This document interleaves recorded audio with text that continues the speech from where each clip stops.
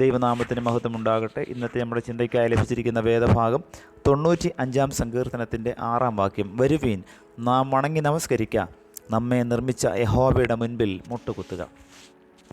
ഒരു ദിവസം പൂനായിലുള്ള ഒരു അനാഥ മന്ദിരത്തിൽ ഫ്രാൻസിസ് ജോൺസൺ എന്ന മിഷണറി അവളുടെ അന്തേവാസികളായ 20 ബാലികമാരോടുകൂടെ വൈകുന്നേരം പ്രാർത്ഥനയ്ക്ക് ഇരിക്കുകയായിരുന്നു. അന്നത്തെ വായനാഭാഗം വിശുദ്ധ മത്തായി 21-ാം അധ്യായം 21-22 വാക്യങ്ങൾ. അതിന് യേശു, നിങ്ങൾ സംശയിക്കാതെ വിശ്വാസമുള്ളവരായാൽ ഈ അത്തിയോട് ചെയ്തത് നിങ്ങളും ചെയ്യും എന്ന് മാത്രമല്ല, ഈ മലയോട് നീങ്ങി കടലിലേക്ക് ചാടിപ്പോക എന്ന് പറഞ്ഞാൽ അതും സംഭവിക്കും എന്ന് ഞാൻ സത്യമായിട്ട് നിങ്ങളോട് പറയുന്നു. നിങ്ങൾ വിശ്വസിച്ചുകൊണ്ട് പ്രാർത്ഥനയിൽ എന്ത് യാചിച്ചാലും നിങ്ങൾക്ക് ലഭിക്കും എന്ന് ഉത്തരം പറഞ്ഞു എന്നായിരുന്നു. പൂന കുന്നുകളിൽ സ്ഥാപിതമായ ഒരു നഗരമാണ്. അനാഥ മന്ദിരം ഒരു മലയുടെ വശത്തുമാണ്. ഇന്ത്യയിലെ മലകളിൽ സാധാരണ തണുപ്പ് കൂടുതലാണ്. ഈ വേദഭാഗം മിസ് ഫ്രാൻസിസ് വായിച്ചു കഴിഞ്ഞ ഉടനെ അക്കൂട്ടത്തിലുണ്ടായിരുന്ന മോന എന്ന ബാലിക പറഞ്ഞു, നമ്മുടെ മലയുടെ കാര്യം എന്താണ്? നാം പ്രാർത്ഥിച്ചാൽ ദൈവം അത് മാറ്റിത്തരികയില്ലേ? കുട്ടിയുടെ വിശ്വാസത്തിൽ ഫ്രാൻസിസ് അത്ഭുതപ്പെടുകയും അത് നഷ്ടമാകാതിരിക്കാൻ പ്രാർത്ഥിക്കുകയും ചെയ്തു. അവരെല്ലാം അന്ന് മുതൽ മുട്ടിന്മേൽ നിന്ന് ആ വിഷയത്തിനായി പ്രാർത്ഥിച്ചു. അടുത്ത ദിവസം ഇവർ തന്നെ ഇതിൽ നിവൃത്തിയുണ്ടാക്കാൻ കുട്ടയും ബക്കറ്റും എടുത്ത് മണ്ണ് മാറ്റി തുടങ്ങി. എന്നാൽ വേഗത്തിൽ അത് വിട്ടുകളഞ്ഞു. അടുത്ത ദിവസം ബോംബെയിൽ നടക്കുന്ന ഒരു മിഷണറി യോഗത്തിലേക്ക് മിസ് ഫ്രാൻസിസ് പോയി. അവർ പോകുമ്പോൾ മലയ്ക്ക് വേണ്ടിയുള്ള പ്രാർത്ഥന നിർത്തിക്കളയരുതെന്ന് കുട്ടികളെ ഓർമ്മിപ്പിച്ചു. അവൾ പോയി ചില ദിവസങ്ങൾ കഴിഞ്ഞപ്പോൾ വാതിലിൽ ഒരാൾ മുട്ടി. ബ്രിട്ടീഷ് ഗവൺമെൻറ്റിൽ നിന്നും നിയോഗിച്ച ഒരാൾ വന്ന് ഈ കുന്നു മാറ്റുന്നതിൽ അനാഥ മന്ദിരക്കാരുടെ അനുവാദം അന്വേഷിക്കുകയായിരുന്നു. കടലാക്രമണത്തെ നിയന്ത്രിക്കാൻ മറ്റൊരു ഭാഗത്ത് ഈ മണ്ണിടുവാൻ ഗവൺമെൻറ് ആഗ്രഹിച്ചു. അനുവാദം കൊടുത്തു. വലിയ ബുൾഡോസർ ചില ദിവസം പ്രവർത്തിച്ചു. മല മാറിപ്പോകുന്നത് അവർ നേരിൽ കണ്ടു.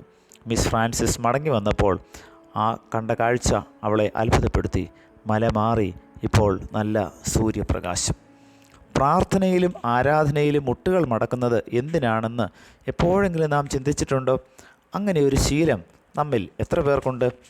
വേദപുസ്തകത്തിൽ ഉടനീളം പ്രാർത്ഥനാ വീരന്മാരായ അനേകം വ്യക്തികളെ നമുക്ക് കാണാം. ദൈവസന്നിധിയിൽ മുട്ടുകൾ മടക്കിയതായ ഒരുത്തരെയും ദൈവം അനുഗ്രഹിക്കാതിരുന്നിട്ടില്ല. എന്തിനാണ് നാം ദൈവസന്നിധിയിൽ മുട്ടുകൾ മടക്കുന്നത്? ഒന്നാമതായി, യഥാർത്ഥമായി ദൈവത്തെ ആരാധിക്കണമെങ്കിൽ മുട്ടുകൾ മടങ്ങണം. നമ്മുടെ ആരാധനകളിൽ പലയിടത്തും നമുക്ക് മുട്ടുകൾ മടക്കാം എന്ന് പുരോഹിതന്മാരും ശുശ്രൂഷകരും പറയുന്നതായ ഭാഗങ്ങളുണ്ട്. പക്ഷേ പൊതുവെ നാം കാണുന്നത് മുട്ടുകൾ മടക്കാതെ ബെഞ്ചിലേക്കിരുന്ന് മുന്നിലത്തെ ബെഞ്ചിൽ തല താഴ്ത്തി കിടക്കുന്നതായ വിശ്വാസികളെയാണ്. വെളിപ്പാട് പുസ്തകം 19-ാം അധ്യായം 10-ാം വാക്യത്തിൽ തൻ്റെ മുമ്പിലേക്ക് വന്നതായ ദൈവദൂതൻ്റെ മുൻപാകെ കാൽക്കൽ വീണ് നമസ്കരിച്ച് യോഹന്നാനെ നാം കാണുന്നു. ഉൽപ്പത്തി പുസ്തകം 18-ാം അധ്യായത്തിൽ മമ്രയുടെ തോപ്പിൽ കൂടാരവാതിൽക്കൽ ഇരുന്ന അബ്രഹാം തലപൊക്കി നോക്കിയപ്പോൾ കണ്ടതായ 3 പുരുഷന്മാരെ എതിരേൽപ്പാൻ നിലം വരെ കുനിഞ്ഞു എന്ന് നാം വായിക്കുന്നു. ആരാധനയിൽ ദൈവമഹത്വം ദർശിക്കണമെങ്കിൽ നാം ദൈവസന്നിധിയിൽ മുട്ടുകുത്തണം. രണ്ടാമതായി, മുട്ടുകൾ മടക്കുന്നതിലൂടെ ദൈവത്തിൻ്റെ വിശുദ്ധിയെ നാം അംഗീകരിക്കുന്നു.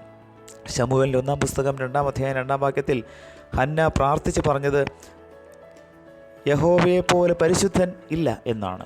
യോഹന്നാൻ 4:24 ദൈവം ആത്മാവാകുന്നു, അവനെ നമസ്കരിക്കുന്നവർ ആത്മാവിലും സത്യത്തിലും നമസ്കരിക്കണം. ദൈവത്തിൻ്റെ വിശുദ്ധിയെ വർണ്ണിക്കുന്ന ഒരു വേദഭാഗമാണ് യെശയ്യാപ്രവാചന പുസ്തകം 6-ാം അധ്യായം 1 മുതൽ 5 വരെയുള്ള വേദഭാഗം. അനുതാപ ഹൃദയത്തോടെ ദൈവസന്നിധിയിൽ മുട്ടുകൾ മടക്കുമ്പോൾ മാത്രമേ നമ്മുടെ അശുദ്ധികൾ ചാമ്പലാക്കുവാനായി സാധിക്കുകയുള്ളൂ. മൂന്നാമതായി, മുട്ടുകൾ മടക്കുന്നതിലൂടെ ഉദ്ദിഷ്ട കാര്യങ്ങൾ സാധ്യമാകുന്നു. വിശുദ്ധ ലൂക്കോസ് 5-ാം അധ്യായം 16-ലും 22-41-ലും ക്രൂശീകരണത്തോടടുക്കുമ്പോൾ മാനുഷികമായ ചിന്താഭാരത്താൽ വിവശനായ കർത്താവ് മുട്ടുകുത്തി പിതാവിൻ്റെ മുമ്പിൽ പ്രാർത്ഥിക്കുന്നതായി രേഖപ്പെടുത്തിയിരിക്കുന്നു. ഒരമ്മയാകാൻ കൊതിച്ചതായ ഹന്ന ദൈവസന്നിധിയിൽ മുട്ടുകൾ മടക്കി കരഞ്ഞു പ്രാർത്ഥിച്ചപ്പോഴാണ് ശമൂവേലിനെ നൽകിയത്. രേഖ തനിക്കെതിരായി എഴുതിയപ്പോഴും ദാനിയേൽ മുട്ടുകൾ മടക്കി പ്രാർത്ഥിച്ചു. സ്തേഫാനോസ് തനിക്കെതിരെ ശത്രുക്കൾ കല്ലെറിഞ്ഞപ്പോൾ മുട്ടുകൾ മടക്കിയാണ് സ്വർഗത്തിലേക്ക് നോക്കിയത്. പ്രിയമുള്ളവരെ, ഈ കേട്ട വചനത്തിൻ്റെ വെളിച്ചത്തിൽ നമ്മെ തന്നെ ഒന്ന് ശോധന ചെയ്യാം. പ്രാർത്ഥനയിലും ആരാധനയിലും നമ്മുടെ മുട്ടുകൾ മടങ്ങുന്നുണ്ടോ? വർഷത്തിലൊരിക്കൽ വരുന്ന കഷ്ടാനുഭവ ആഴ്ചയിലെ കുമ്പിടിലിന് മാത്രമായിട്ടാണോ നാം മുട്ടുകൾ മടക്കുന്നത്? വിശുദ്ധ മത്തായി എഴുതിയ സുവിശേഷം 6-ാം അധ്യായം 6-ാം വാക്യത്തിൽ പറയും പോലെ അറയിൽ കടന്ന് രഹസ്യത്തിൽ പ്രാർത്ഥിക്കുമ്പോൾ ആ പ്രാർത്ഥന മുട്ടിന്മേൽ നിന്ന് തന്നെ ആവണം. ദൈവസന്നിധിയിൽ മടങ്ങുന്ന മുട്ടുകൾക്കൊരിക്കലും തേയ്മാനം സംഭവിക്കുകയോ മുട്ടുകൾ മാറ്റിവെക്കേണ്ട ആവശ്യം വരികയോ ചെയ്യുന്നില്ല. ആത്മാർത്ഥമായി നമുക്കും മുട്ടുകൾ മടക്കി ദൈവസന്നിധിയിൽ നമുക്ക് പ്രാർത്ഥിക്കാം. ദൈവത്തിൻ്റെ പരിശുദ്ധാത്മാവ് നമ്മെ അതിനെ ബലപ്പെടുത്തട്ടെ.